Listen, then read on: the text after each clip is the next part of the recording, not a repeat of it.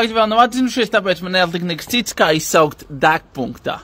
Labi, man degpunktā uzaicināja uz sižetu, lai es pastāstu savu pieredzi, lai citiem tā nenotiktu. Iluzionists Ēdžus svētdien atskārta, ka ne tikai viņš vienīgais māk izgaisināt priekšmetus.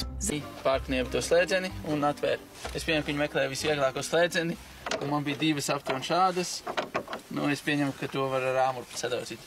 Tagad uzlikt nedaudz stiprāku, bet es pēc tam domāju ielikt signalizāciju. Garnaģi izskatās bijuši iesācēji. Kaut arī aiznests ir visai daudz, par vieglprātību liecina ne tikai uz sienas uzķēpātais grafitī, bet arī zāgļu atstātie cimdi. Tur bija metināmais, tur bija fleksis, tur bija urpmašīna, šeit bija siena ar visādiem instrumentiem, tas viss paņemts. Te ir mazais skapīts, kas man bija arī pilns ar visu kaut ko. Tas viss paņemts.